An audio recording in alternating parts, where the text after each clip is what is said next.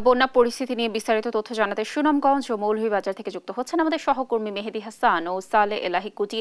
আমরা প্রথমে চলে যাচ্ছি সুনামগঞ্জে, সেখানে রয়েছেন সহকর্মী মেহেদী। মেহেদী, আগের ঘন্টার সংবাদে আপনি যেমনটা বলছিলেন যে কিছুটা রোদের দেখা মিলছে, আশ্রয় কেন্দ্রে মানুষের কি অবস্থা আর প্রশাসন কি সাহায্য সহযোগিতার কোনো ব্যবস্থা নিয়েছে কিনা, কি তথ্য রয়েছে জানাবেন? দেখুন, সুনামগঞ্জে কিন্তু আজকে সকাল থেকেই রৌদ্রোজ্জ্বল আবহাওয়া আপনি দেখতেই পাচ্ছেন। এটি আসলে সুনামগঞ্জের মানুষদের জন্য খুবই আনন্দের এবং আশা জাগানীয় একটি খবর যে সুনামগঞ্জের আকাশে রোদ উঠেছে, যার কারণে আসলে গত 6-7 ঘন্টায় অর্থাৎ সকাল 9টা থেকে এখন পর্যন্ত সুনামগঞ্জে সুরমা নদীর পানি কমেছে 5 সেন্টিমিটার। তবে এখনো বিপদসীমার 3 সেন্টিমিটার উপর দিয়ে সুরমা নদীর পানি প্রবাহিত হচ্ছে। আর আরেকটি বিষয় হচ্ছে হাওরের পানিও কমছে, তবে খুবই ধীর গতিতে। আপনি দেখতে পাচ্ছেন আমি এই মুহূর্তে আছি সুনামগঞ্জের সদর উপজেলার ইসলামপুর গ্রামে। এই গ্রামটি আসলে প্রায় পানিতে তলিয়ে গিয়েছিল, এখন কিছুটা ভেসে উঠেছে। তবে রাস্তা কিন্তু এখনো হাঁটুর উপরে পানি, যে রাস্তাতে চলাচল করার সুযোগ নেই। মানুষ এখানে নৌকা যুগে চলাচল করছে, তবে বাড়ি ঘরে আসলে কেউ থাকতে পারছে না, সবাই আশ্রয় কেন্দ্রে আছেন। এবং আশ্রয় কেন্দ্রে যে বিষয়টি আসলে প্রকট হয়ে দাঁড়িয়েছে সেটি হচ্ছে আশ্রয় কেন্দ্রে সরকারিভাবে কোনো ত্রাণ সহায়তা তারা পাননি বলে অভিযোগ করছেন। এবং তাদের সবচেয়ে বড় সমস্যা পাওয়াতে হচ্ছে সুপেয় পানির জন্য কোথাও বিশুদ্ধ পানি তারা পাচ্ছেন না বলে আমাদেরকে অভিযোগ করেছেন।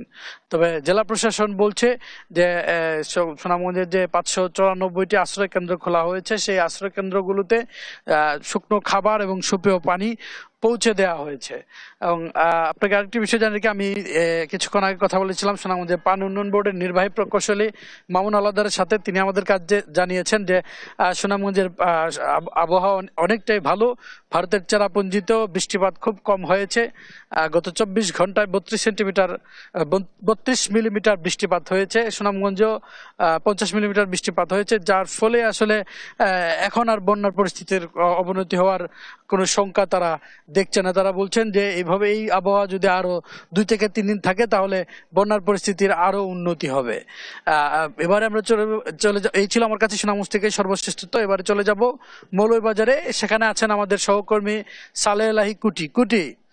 মৌলভীবাজারের বন্যার সর্বশেষ পরিস্থিতি আমাদেরকে জানান।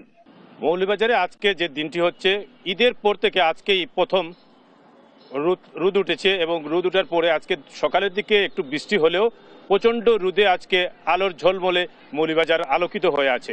একদিকে মৌলভীবাজারের মনু নদীর পানি কমছে, অন্যদিকে মানুষের মধ্যে স্বস্তি ফিরে আসছে। কিন্তু বানবাসী মানুষের এখনও দুঃখ কষ্ট লাঘব হয় নাই। এখন পর্যন্ত বানবাসী মানুষ তানের দিকে হাহাকার করে আছে।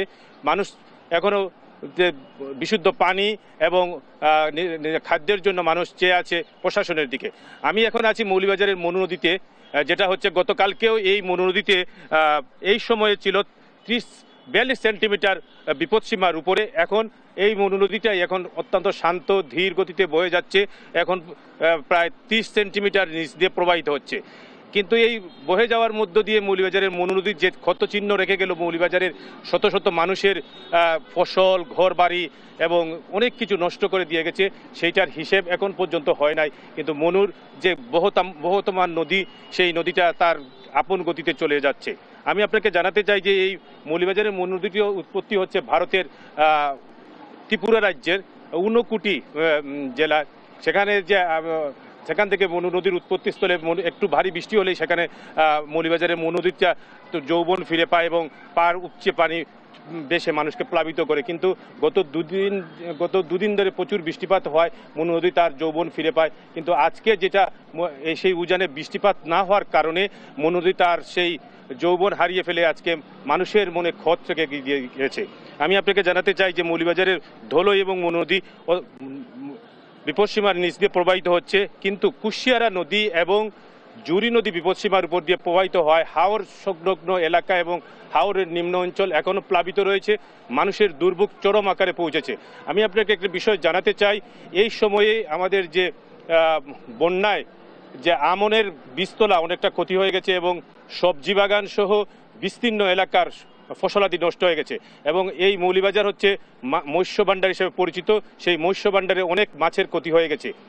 সার্বিক অর্থে এই মৌলভীবাজারের মনু নদী এবং ধলাই নদীর ভাঙ্গনে যে ক্ষত সৃষ্টি হয়েছে সেটা অপূরণীয় ক্ষতি হয়ে গেছে। এখন পর্যন্ত মৌলভীবাজারের 475টি গ্রাম প্লাবিত হয়েছে এবং প্রায় 3 লক্ষাধিক মানুষ পানিবন্দী হয়ে আছে। এই ছিল আমার কাছে মৌলভীবাজারের বন্যার সর্বশেষ তথ্য।